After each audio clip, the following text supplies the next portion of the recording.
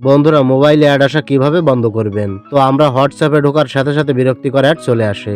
বিভিন্ন ধরনের অ্যাপ্লিকেশনে কাজ করতে গেলে সেখানেও কিন্তু বিরক্তিকর অ্যাড চলে আসে। মূল কথা হচ্ছে আমাদের মোবাইলে ইন্টারনেট কানেকশন দিয়ে কোনো কিছু করতে গেলেই বিরক্তিকর অ্যাডের সম্মুখীন হতে হয়। তাই এরকম বিরক্তিকর অ্যাড আসা কিভাবে বন্ধ করবেন, আজকের এই ভিডিওর মাধ্যমে আমি স্টেপ বাই স্টেপ আপনাদের দেখিয়ে দেব।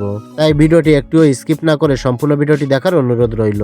তো মূল ভিডিওটি শুরু করার আগে একটা কথাই বলবো, আপনি যদি আমার এই চ্যানেলে নতুন সদস্য হয়ে থাকেন তাহলে অবশ্যই চ্যানেলটি সাবস্ক্রাইব করে সাথেই থাকবেন। তো চলুন সরাসরি দেখিয়ে দিই কিভাবে মোবাইলে আসা বিরক্তিকর অ্যাড বন্ধ করবেন।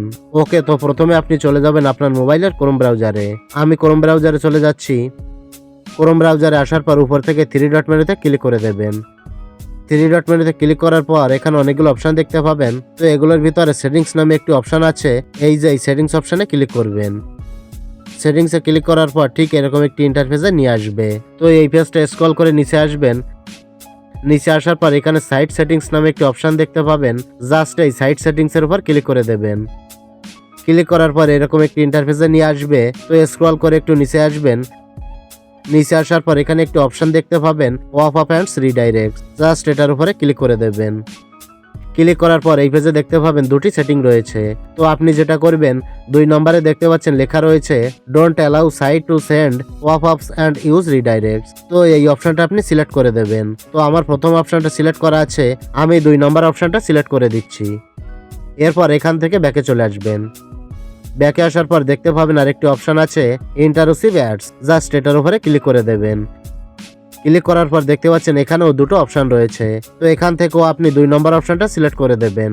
এখানে উপরেরটা যদি সিলেক্ট করা থাকে তাহলে আপনার মোবাইলে বিরক্তিকর অ্যাড আসবে, আর যদি নিচেরটা সিলেক্ট করা থাকে তাহলে আপনার মোবাইলে অ্যাড আসবে না। তো আমার উপরের অপশনটা সিলেক্ট করা আছে, তাই আমি নিচের অপশনটা সিলেক্ট করে দিচ্ছি।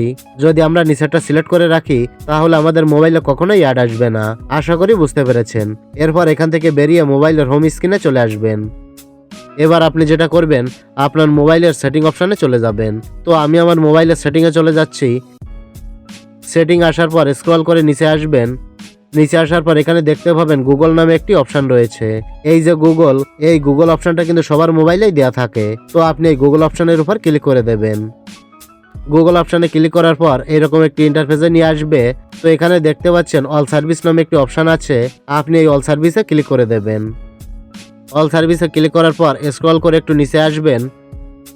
নিচে আসার পর এখানে দেখতে পাবেন অ্যাডস নামে একটি অপশন রয়েছে, জাস্ট আপনি অ্যাডস অপশনের উপর ক্লিক করে দেবেন।